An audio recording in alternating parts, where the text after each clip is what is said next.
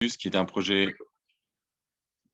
projet donc européen, qui va comporter plusieurs acteurs. Je vais le présenter après, sachant que sur la France, on va être 3 acteurs cœurs principaux, donc Materalia, le Fab Lab Vosges, Excelcar, qui vont être rejoints par la suite par d'autres acteurs qui ont complété le réseau, donc ID4Car, Quest for Change, le Fab Lab Saisy et ID Composite. Donc avant d'aller plus loin, comme vous l'avez vu, hein, je vais vous prévenir que le webinaire va être enregistré. Si jamais vous avez des questions, n'hésitez pas à les poser directement via le chat tout au long de la présentation et on va se garder un petit moment à la fin pour les traiter et y répondre ensemble.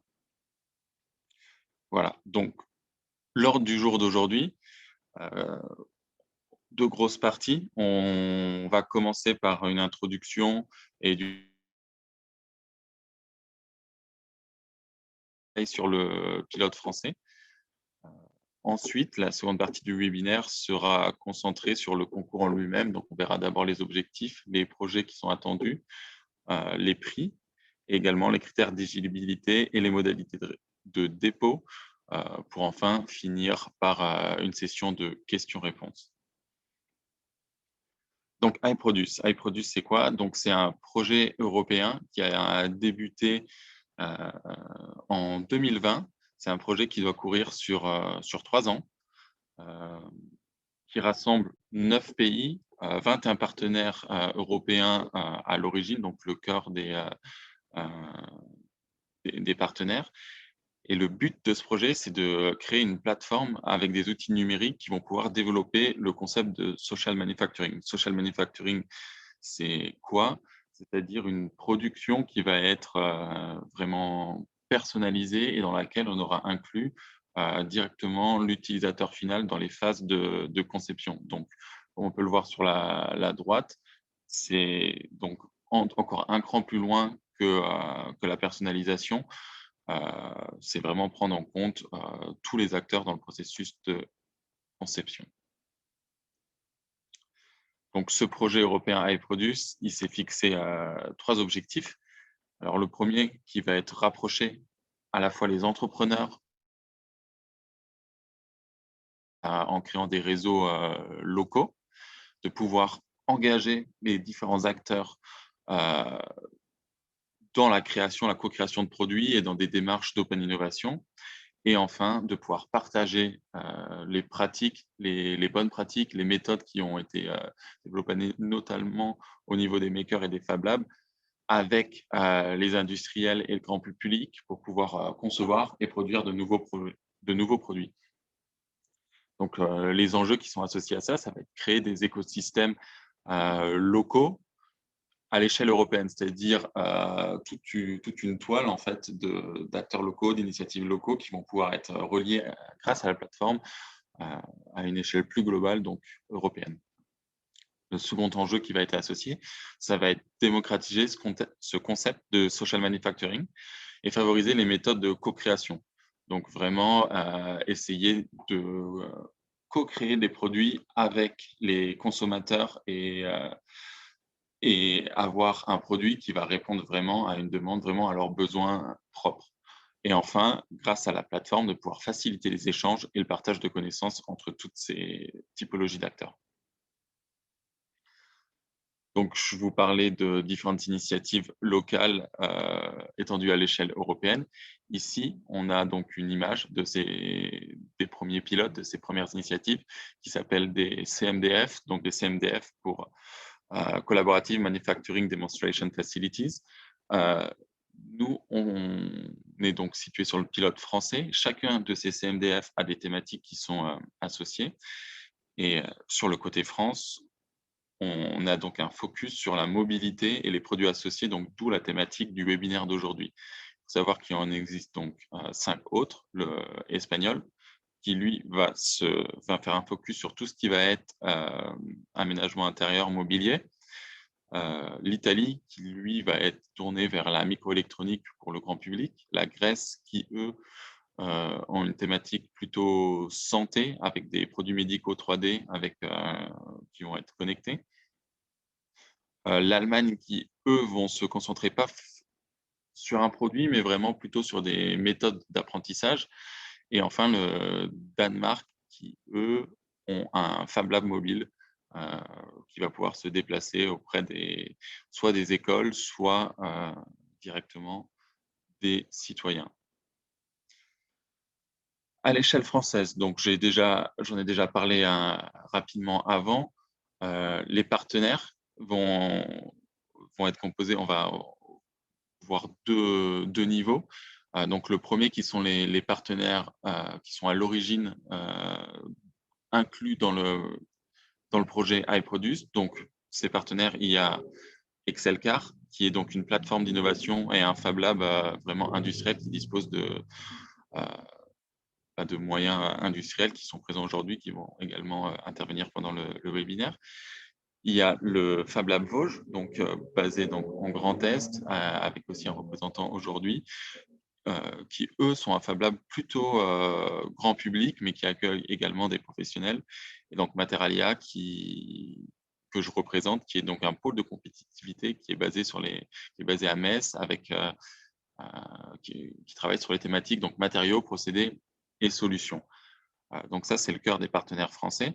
Et ensuite, pour développer ces pilotes, on a pour tâche d'étendre ce réseau, et on a été rejoint par différents acteurs, aussi bien, à l'ouest qu'à l'est, avec par exemple à l'est, Quest for Change qui représente un réseau d'incubateurs, donc 5 incubateurs publics d'excellence qui sont situés sur toute la région Grand Est.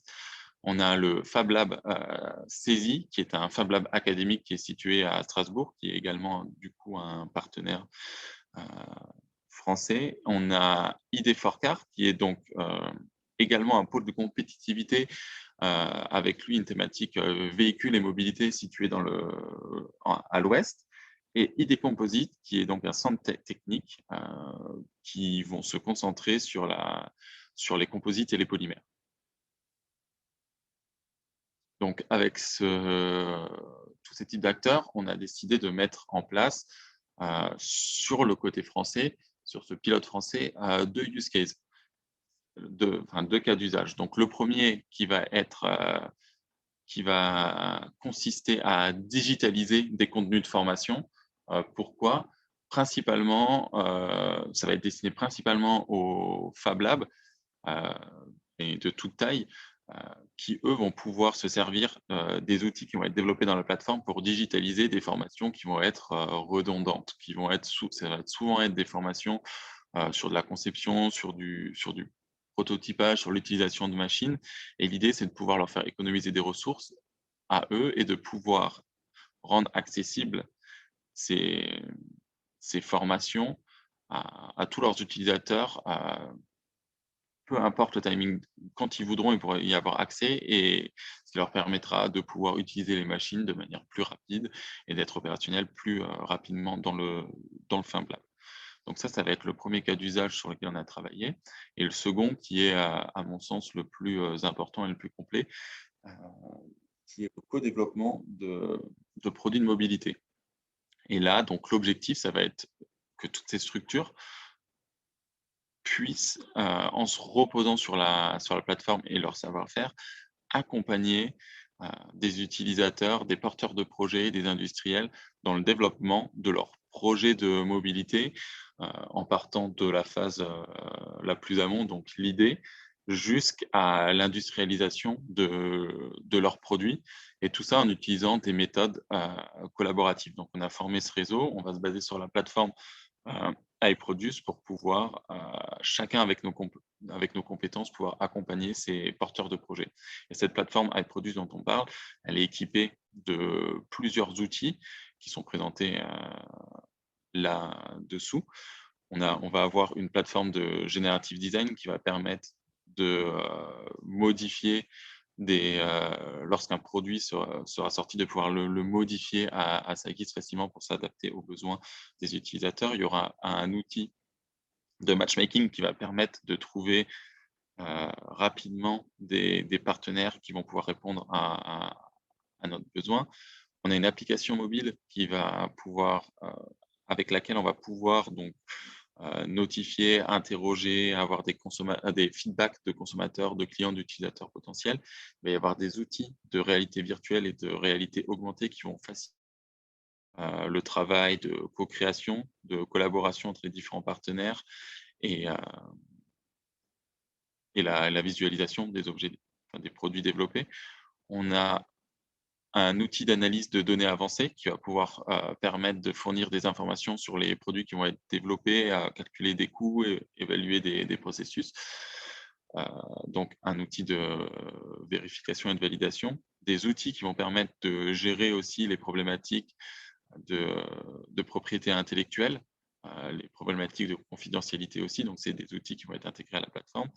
Et enfin, un outil qui s'appelle Digital Fab Lab et qui est donc tout un ensemble d'outils qui vont faciliter les travails de conception, de co-création entre les différents partenaires. Donc, tous les partenaires que j'ai cités avant se sont réunis et ont développé une offre de services qui vont permettre de répondre donc principalement au second use case et à l'accompagnement des porteurs de projets, des entrepreneurs qui auront des produits, des idées dans le domaine de la mobilité. Et donc, cette offre de service résumée, hein, elle va permettre de vous accompagner dans le développement de votre stratégie, de votre positionnement de financement, de vous aider à la conception, donc en faisant à la conception de votre produit en mode collaboratif, ce qu'on a appelé donc co-concevoir, de développer votre produit en autonomie, en vous donnant accès à des outils ou en collaboration donc avec les différents Fab Labs et membres de notre réseau, de pouvoir tester par la suite ces prototypes, ces idées auprès de potentiels utilisateurs, consommateurs, de pouvoir vous accompagner aussi dans les phases de pré-industrialisation avec l'expertise des différents partenaires qui composent le réseau français. Et enfin, d'aller jusqu'à l'industrialisation de vos produits grâce aux industriels qui composent le réseau et qu'on va continuer à aller chercher. Donc, en gros, nos services, ça va être de pouvoir vous aider dans le co-développement de votre produit de mobilité, depuis l'idée jusqu'au produit, et de vous accompagner donc, dans la formation tout au long de ces étapes. Tout cet aspect donc co-création, co-prototypage, et également le premier use case qui consiste donc à la digitalisation de ces formations. Donc, voilà pour le contexte, pour le projet iProduce en général. Maintenant, je vais donc laisser la main côté Excelcar qui va présenter ce pourquoi on est là aujourd'hui, donc qui est le lancement du concours iProduce My Mobility. Je vous laisse la main. Alors, bonjour de nouveau. Alors, pourquoi nous sommes en train de lancer ce concours?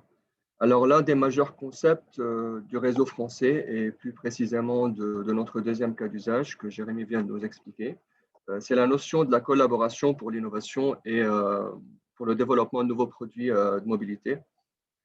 Et donc, on voulait vous familiariser avec ce concept en lançant cet appel à projet, donc avec vous, des porteurs de projets, afin de vous accompagner et de vous aider dans la co-conception et le co-développement de votre projet avec des experts du domaine et aussi avec des futurs clients, en passant par les différents services qu'on vient de découvrir.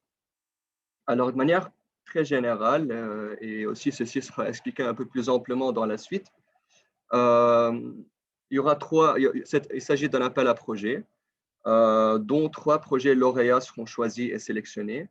Et par la suite, ils vont bénéficier d'un accompagnement dans les différentes étapes de développement, partant de l'idéation jusqu'à un prototype ou un pré-produit, bien évidemment en vous accompagnant également dans la formation tout au long du process.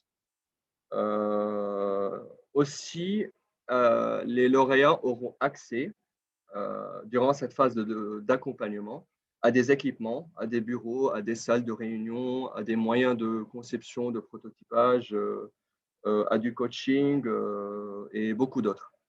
Donc voilà un peu de manière générale les objectifs pour lesquels on lance cet appel à projet et ce concours. On verra là dans la suite quel type de projet on s'attend, quels sont les gains, quels sont les critères d'éligibilité, etc. Donc, je vais laisser la main à Excelcar, donc Camille et Thibaut, pour nous expliquer un peu les projets, la nature des projets auxquels on s'attend. Merci Elie. Bonjour à tous. Quelques petits mots sur les projets éligibles au concours I Produce My Mobility. Donc, il doit s'agir de projets de mobilité. Donc, par projet de mobilité, on peut entendre aussi bien de l'électromobilité, micromobilité, mobilité douce, ou encore tous les produits qui peuvent être associés à ces éléments de mobilité. L'idée principale du concours, c'est de se focaliser sur un projet de développement d'une pièce ou d'un produit physique. Le software n'est pas exclu, mais il ne doit pas constituer l'intégralité ou la majorité, l'essentiel du projet. Donc, on est avant tout sur des solutions plutôt hardware. Le projet, pour être éligible au concours iProduce, devra en priorité s'adresser au grand public. Le dossier qui nous sera soumis pour la participation au concours pourra porter sur tout ou partie du projet. On peut aussi souligner que le projet peut être porté à titre individuel, mais peut aussi faire l'objet d'un partenariat avec un ou plusieurs partenaires. En termes de maturité, le niveau de maturité du projet éligible au concours doit se situer entre l'idée et l'expérimentation du prototype. Donc, plusieurs phases de développement sont éligibles à ce concours. Les phases qui peuvent être soutenues sont donc l'idéation, la structuration, la conception ou encore le prototypage et l'expérimentation. Pour pouvoir être éligible au concours, votre projet doit pouvoir débuter entre avril et mai 2022 pour pouvoir aussi prétendre au soutien et à l'accompagnement des différents partenaires français iProduce. Ce soutien qui sera apporté par les partenaires dans le cadre du concours donc commencera à partir d'avril et se terminera au plus tard fin de l'année 2022, donc 31 décembre 2022.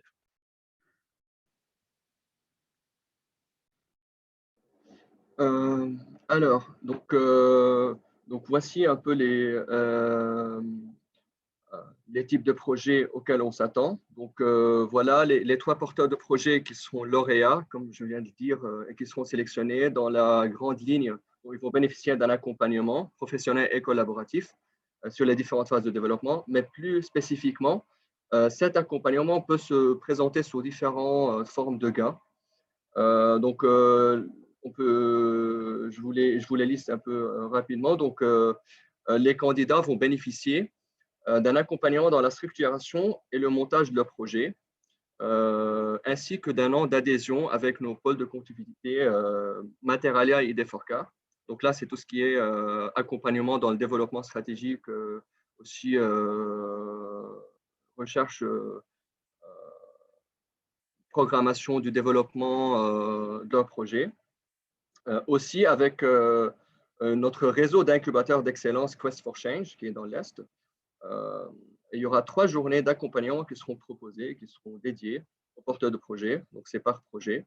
Et durant ces jours, il y aura plusieurs thématiques qui peuvent être abordées, comme par exemple l'analyse du marché et de la concurrence, la proposition de valeur, le business model, les étapes d'industrialisation et beaucoup bien d'autres points.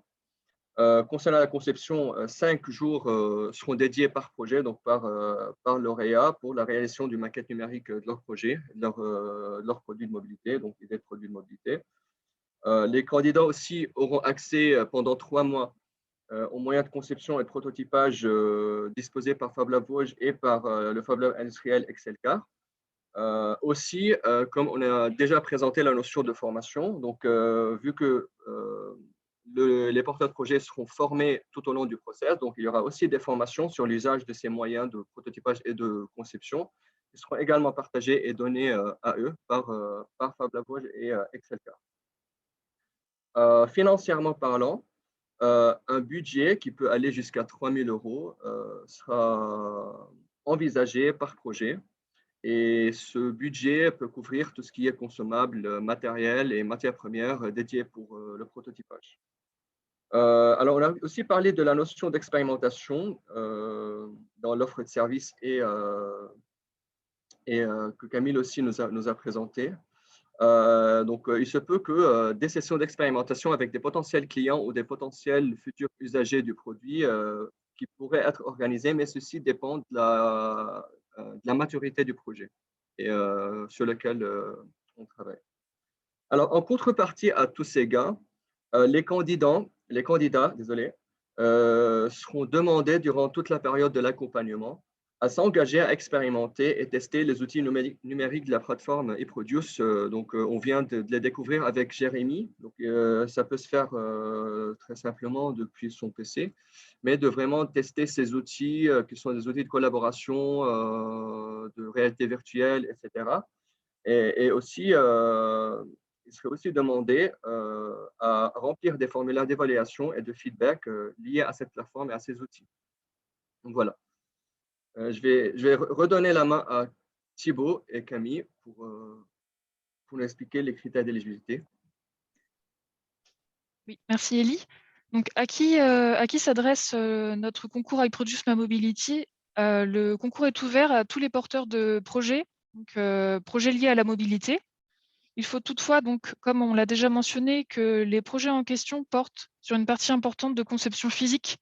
Donc, le software peut faire partie du projet, mais l'idée, c'est vraiment que la conception physique impliquant des matériaux, hardware et process de fabrication soit au cœur du projet présenté. Le porteur de projet peut aussi bien être un étudiant, un particulier qu'une start-up ou une PME. Peu importe en fait, on va dire l'origine du porteur du projet, ça ne constitue pas un critère de sélection. L'idée, c'est vraiment que le concours soit ouvert à la majorité d'entre vous. Vous aurez donc pu constater que les partenaires français du concours sont globalement situés plutôt dans la partie ouest et dans la partie est de la France. Mais ces éléments, ça ne constitue pas un critère de sélection pour le concours. Toutefois, il est quand même préférable, sans parler des régions, que les porteurs de projets soient basés en France, tout simplement pour des questions pratiques. Si voilà, vous êtes amené à venir utiliser des équipements ou des installations des partenaires, il est nettement plus simple que vous soyez basé en France, idéalement.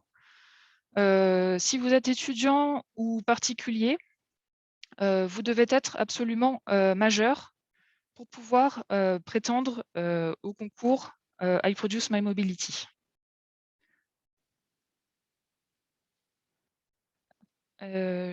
Voilà, je laisse la parole à mon collègue Thibaut pour la suite. Eh bien, tout d'abord, bonjour à tous et merci Camille pour cette présentation. Donc là, on va parler un peu des modalités de dépôt quant au dossier de candidature. Donc tout d'abord, on va refaire un petit point sur le dossier de candidature, donc avec les critères d'évaluation. Donc en fait, on a 6 différents points d'évaluation. Donc le premier, ça va être la présentation du candidat avec son activité, son parcours, le lien qu'il a avec le produit qu'il est en train de développer. On aura une deuxième partie qui sera la description du projet ou du produit. La troisième partie, ce sera plus axé sur le marché ciblé, voir s'il y a eu des études de marché ou autres qui ont été réalisées. On aura une quatrième partie qui sera sur la valeur et les impacts, donc que ce soit impacts sociaux, économiques, environnementaux, etc. Et le cinquième point, ce sera l'état actuel du projet, donc à quel degré de maturité le projet se situe.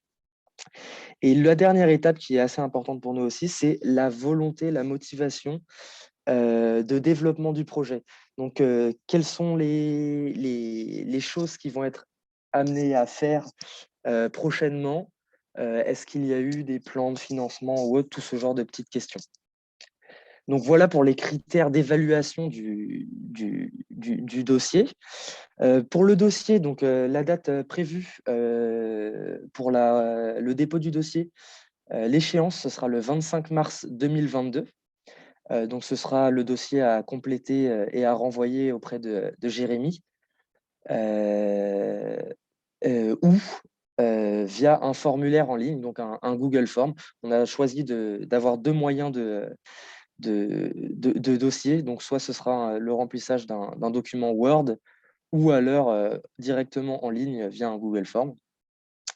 Donc ensuite, de notre côté, les délibérations auront lieu avec nos différents partenaires le 31 mars 2022. Et il y aura une annonce des 3 lauréats le 2 avril 2022. Évidemment, le cahier des charges et le dossier vous seront envoyés à la suite du webinaire. Et ils seront aussi disponibles très prochainement sur nos sites web, sur nos différents sites web des partenaires et aussi du e-Produce. Donc voilà, et donc ça, c'est des questions qui avaient déjà été évoquées, mais le projet devra débuter entre avril et mai 2022. Et le soutien des différents partenaires français prendra fin le 31 décembre 2022. Donc voilà. Donc maintenant, on va pouvoir passer à la partie questions-réponses et puis on vous remercie de votre attention tout au long de ce webinaire. Voilà. Donc, si vous avez des questions, n'hésitez pas à les poser directement par le chat ou à lever la main. Pour l'instant, je vois qu'il n'y a rien.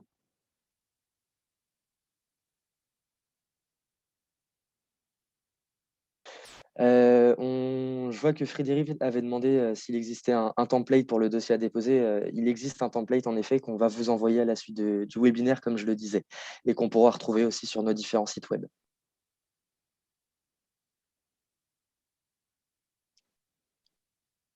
Donc, s'il y a d'autres questions, on a un onglet questions et réponses. N'hésitez pas à poser votre question.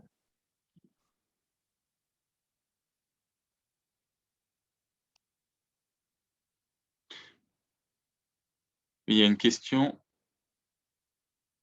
qui est pour les sociétés déjà créées, peut-on faire la demande?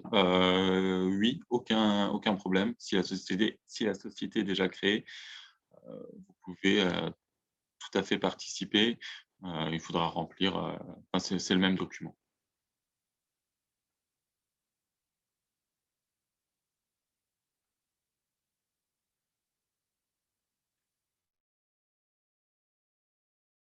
Est-ce qu'il y a d'autres questions?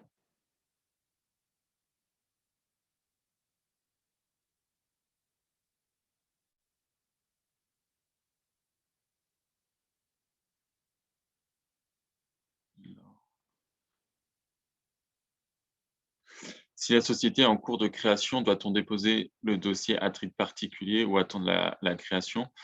Donc, si vous êtes en cours de création et que vous voulez déposer le dossier tout de suite, ce que je vous conseille de faire, vous pouvez le faire à titre particulier, mais en le précisant dans la partie plan de développement que la société est en cours de création et préciser à quelle date elle devait être créée. Étant donné que le concours donc, est ouvert à tous, un grand public comme société, ce ne sera pas un problème, ça sera juste intéressant de le préciser en fait pour nous dans le processus d'évaluation.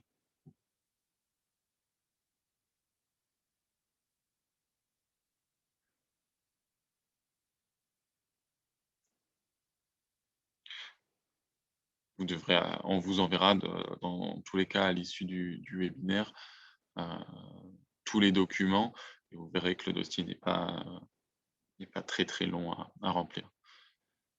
Est-ce qu'il y a d'autres questions?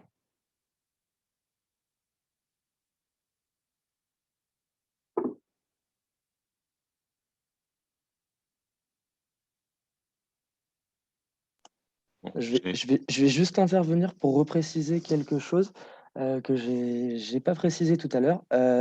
Pour les personnes, je ne sais pas s'il y en a parmi vous, mais qui n'auraient pas reçu l'invitation officielle, je vous invite à mettre dans le chat votre adresse mail pour que nous, on puisse vous communiquer en avance le dossier de candidature et le cahier des charges du concours. Donc, je ne sais pas s'il y a des personnes qui sont concernées par ce sujet-là, mais si vous n'aviez pas reçu votre invitation officielle, mais vous aviez juste le lien Zoom, je vous invite à renseigner dans le chat votre adresse email pour recevoir les différents documents en avance.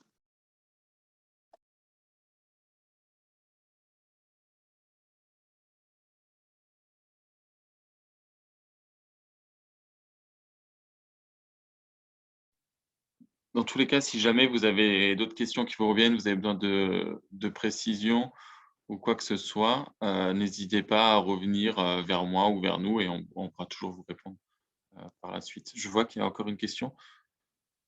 Bonjour, peut-on faire partie du réseau French Tech Tremplin en même temps? La réponse elle est oui, puisque, donc ce concours qu'on met en place, heu, c'est vraiment une initiative, privée qui fait partie, qui s'intègre dans un projet européen et auquel, chacun des partenaires a a souhaité, s'associer. Donc, il y a pas de je vois pas de problématique, à faire partie d'autres réseaux.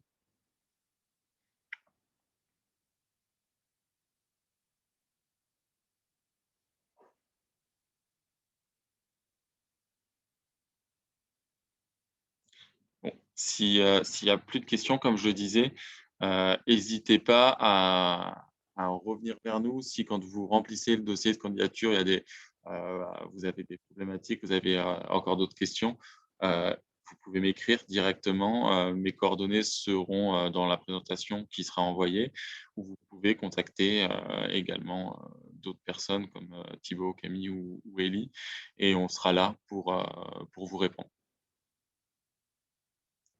Donc s'il y a plus de questions, de mon côté, je veux remercie tout le monde, tous les participants et les animateurs et on espère que vous nous soumettrez des projets. Bonne journée à tous.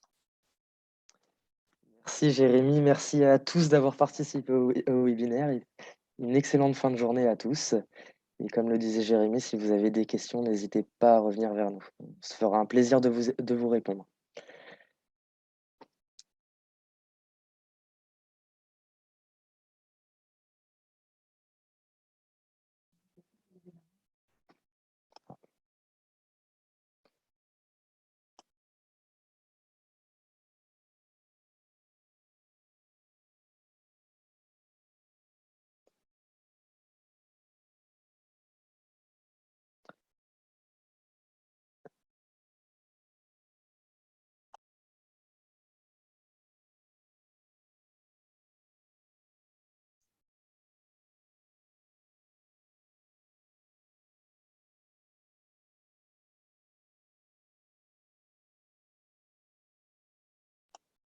Alors, concernant la question de l'enregistrement, je viens de voir qu'il y avait une question d'enregistrement. Il y a un enregistrement qui a été effectué par ID4Car, donc qui nous a aidé à organiser ce webinaire. On ne sait pas encore si on aura accès à cet enregistrement. Ce que je vous propose, c'est de nous transmettre votre adresse mail, mais je vois que vous l'aviez fait, et on va vous transférer tout le cahier des charges du concours avec vraiment l'ensemble des détails et aussi le dossier de candidature, où vous pourrez retrouver tous les différents éléments qui ont été évoqués pendant le webinaire, dans le détail. Donc j'espère avoir répondu à votre question.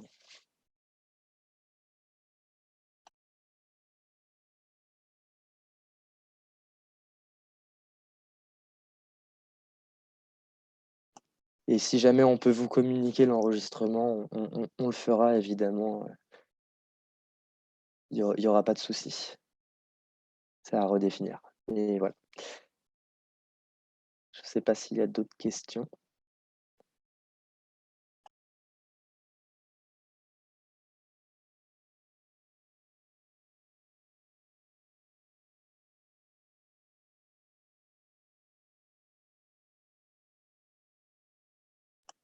Alors, il y a pour le dossier de candidature, ça va être soit un document Word à compléter ou alors un Google Form et tout ça, ça vous sera envoyé par mail. Là, j'ai récupéré votre adresse mail et tout ça, ça vous sera envoyé par mail.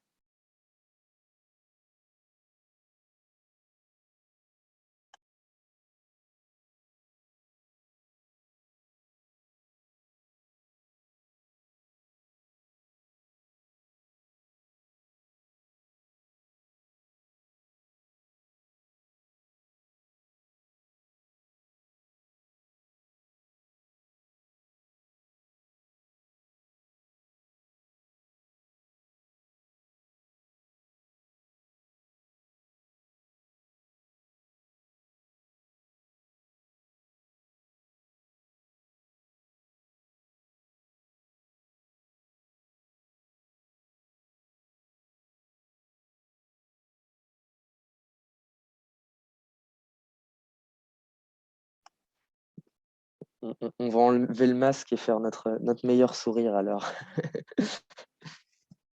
Hop.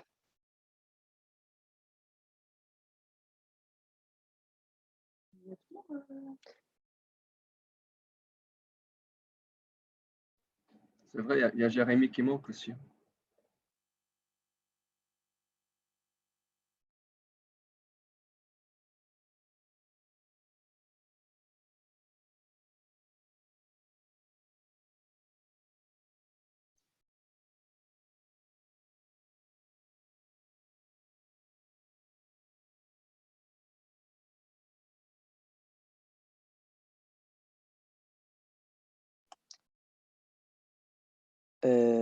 Pour la question lors de mon passage à la cantine du numérique, je peux venir vous voir dans vos locaux. Cette question, elle s'adresse à qui précisément? Si vous pouviez le repréciser, s'il vous plaît. Et pas de souci, Caroline. ID Forcar. Alors ça, faudra voir avec ID Forcar. Ce qu'on peut faire, c'est qu'on reste en contact. On a votre adresse mail. On reste en contact et puis on se tient au courant s'il y a la possibilité de venir voir les locaux.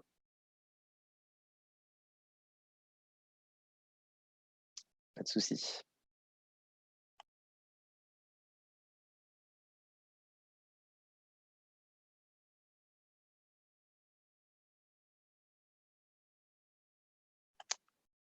Oui, oui, tout à fait. Le détail papier sur le concours, tout vous sera envoyé. C'est ce que je vous disais. Il y aura à la fois le dossier de candidature qui vous sera envoyé par mail et le cahier des charges du concours où on peut retrouver l'ensemble des détails qui vous sera envoyé. Donc, il n'y a pas de souci, ça vous sera envoyé par mail.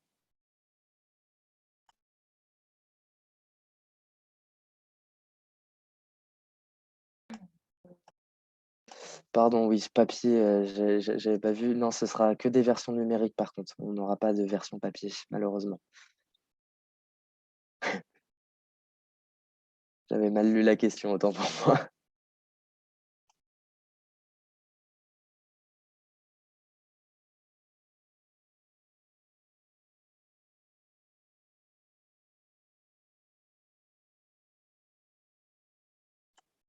Est-ce que d'autres personnes ont des questions?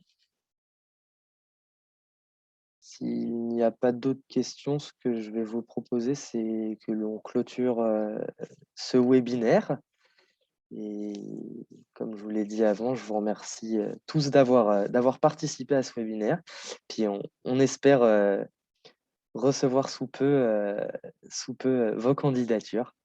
Et oui, tout à fait, on est basé à Rennes pour Excelcar et ID4K et Materalia est basé à Metz et le Fab Lab des Vosges dans l'Est aussi de la France.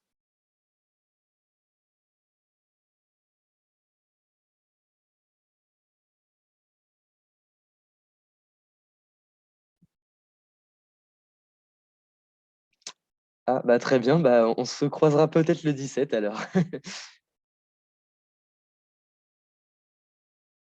Donc oui, oui, on pourra se croiser le 17. Nous sommes Excelcar, on a nos bureaux qui sont chez ID4Car, donc on pourra en effet se croiser le 17, il n'y a pas de souci.